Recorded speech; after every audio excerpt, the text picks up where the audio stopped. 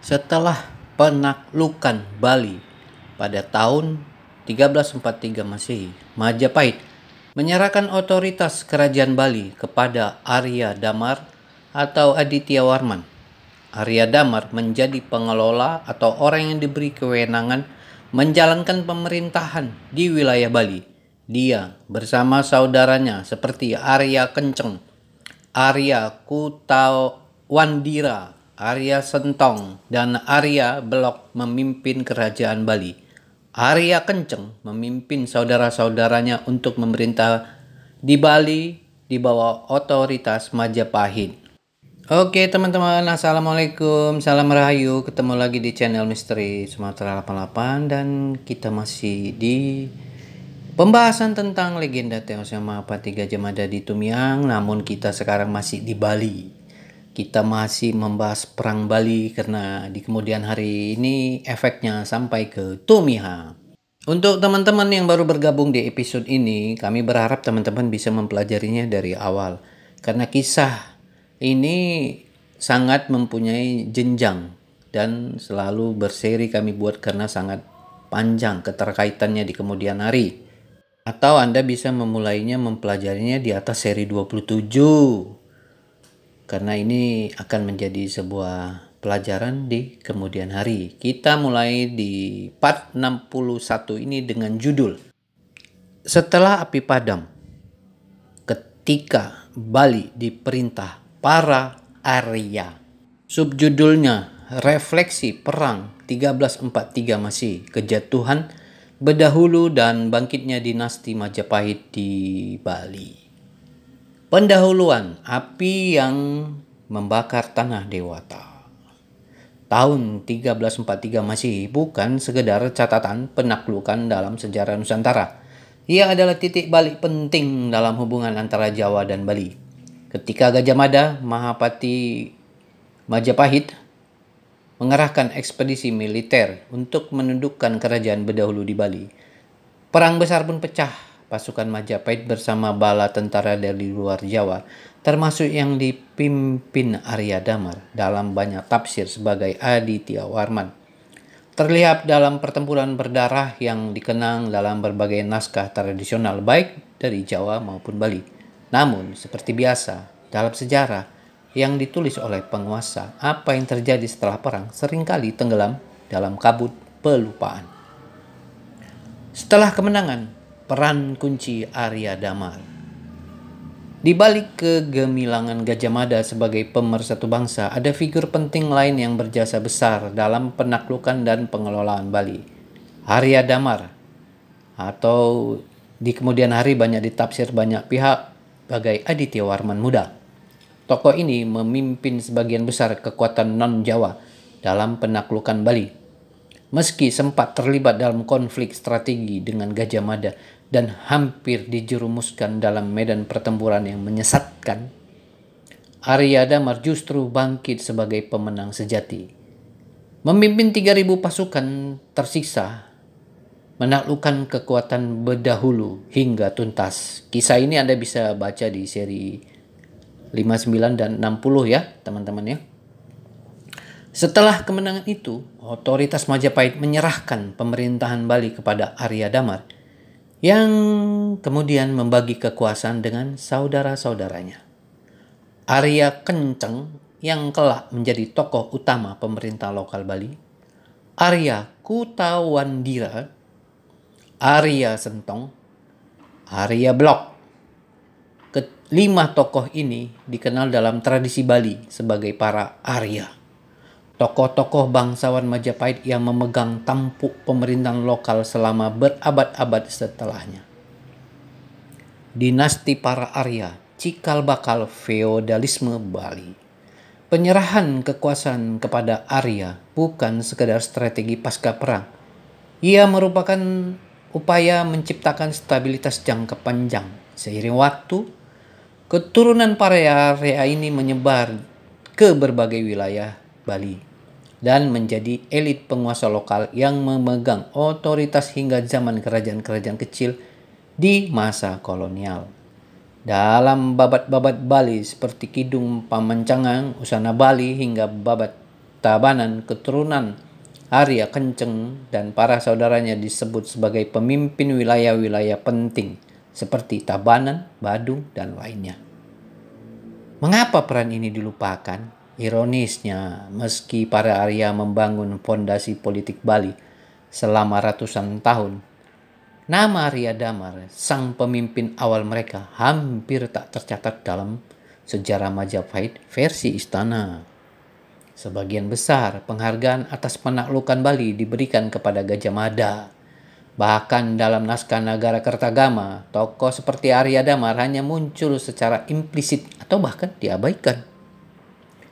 Jika bukan karena buku seperti Gajah Mada, Sistem Politik dan Kepemimpinan karya Enung Nurhayati atau karya nasionalis seperti M. Yamin, mungkin nama Arya Damar akan benar-benar hilang dari ingatan kolektif bangsa.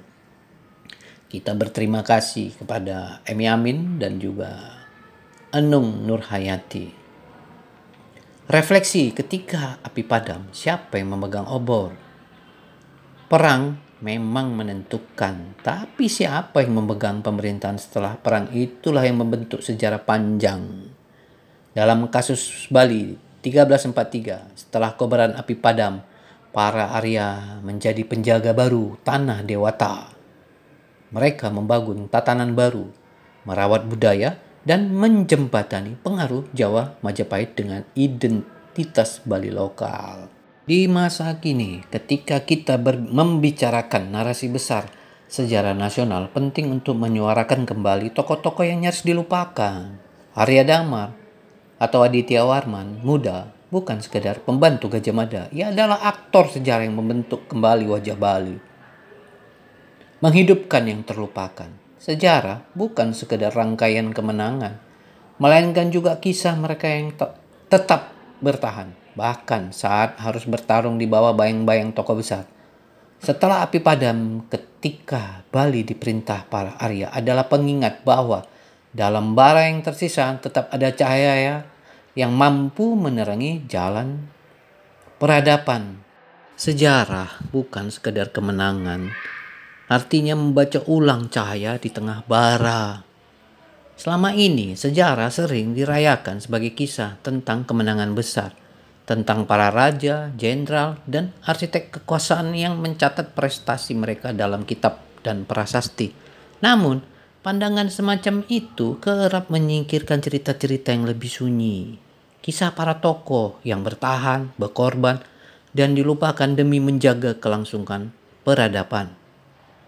Kutipan sejarah bukan sekedar rangkaian kemenangan, melainkan juga kisah mereka yang tetap bertahan, bahkan saat harus bertarung di bawah bayang-bayang tokoh besar, adalah pengingat bahwa sejarah sesungguhnya jauh lebih kompleks dari sekedar siapa yang menang dan siapa yang dikalahkan.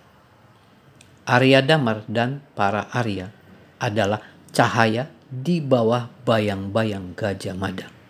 Dalam konteks Perang Bali 1343, Gajah Mada dikenang sebagai tokoh pemersatu, sang Mahapati Agung yang mengibarkan panji Majapahit di seluruh penjuru. Tetapi siapa yang benar-benar memimpin pemerintahan di daerah-daerah taklukan?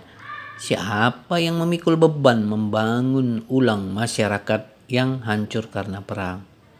Di Bali, setelah berdahulu tumbang, para Arya yang dipimpin oleh Arya Damarlah yang membentuk kembali struktur pemerintahan dan sosial.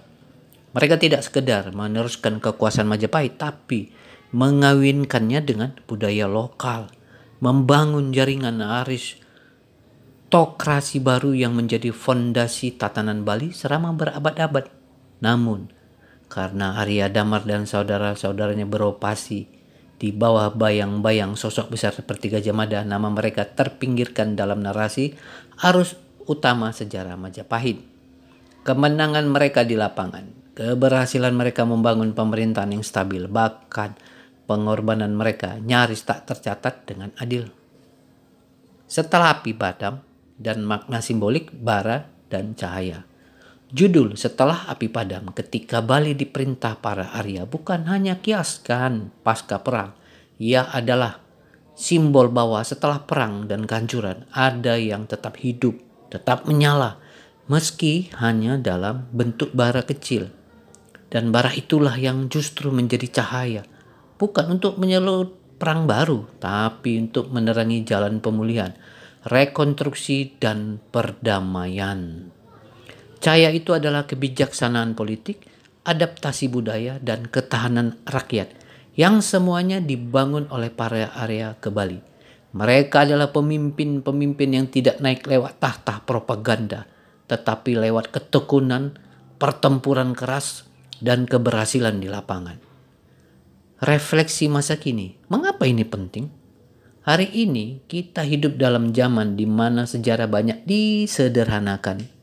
Tokoh-tokoh besar diagungkan, sementara tokoh-tokoh lokal yang memiliki pengaruh jangka panjang pada budaya dan masyarakat diabaikan. Mengingat Arya Damar dan para Arya adalah bagian dari gerakan melawan pelupaan, bagian dari upaya menyusun kembali narasi sejarah yang lebih adil, lebih utuh. UNESCO sendiri dalam berbagai deklarasinya mengingatkan, warisan budaya bukan hanya soal bangunan dan candi, tapi juga narasi, nilai, dan ingatan kolektif.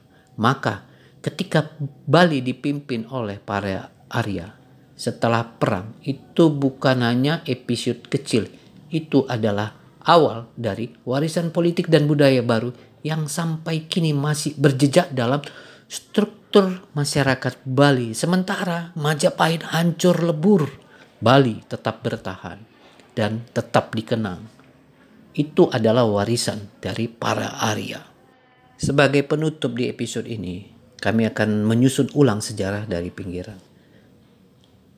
Sejarah harus ditulis ulang, bukan karena masa lalu berubah, tetapi karena pemahaman kita tentangnya harus diperluas dengan menggali kisah Arya Damar dan para Arya Bali. Kita diajak untuk tidak hanya melihat siapa yang menang, tapi siapa yang menjaga nyala setelah api padam. Sebab dalam bayang-bayang tokoh besar sering kali tersembunyi tokoh-tokoh yang menjadi pondasi peradaban. Mereka yang tidak tercatat dalam prasasti emas, tapi tercatat dalam ingatan bumi dan rakyat. Juga diingat dalam babat-babat Bali, seperti Kidung Pamancanga, Usana Bali, hingga Babat Tabanan, dan banyak lainnya. Banyak sejarah di Bali yang menceritakan kisah ini, dan juga dalam buku-buku generasi sekarang, seperti Muhammad Yamin dan buku Gajah Mada Sistem Politik Kepemimpinan dari Enung Nurhayati, itu adalah membuktikan bahwa apa semua yang terjadi tidak bisa dilupakan. Oke teman-teman, sampai di sini dulu. Jangan lupa like, comment, dan subscribe. Kita akan ketemu di episode berikutnya. Ikuti terus teman-teman. Pelan tapi pasti semuanya akan saling berkaitan di kemudian hari. Terima kasih.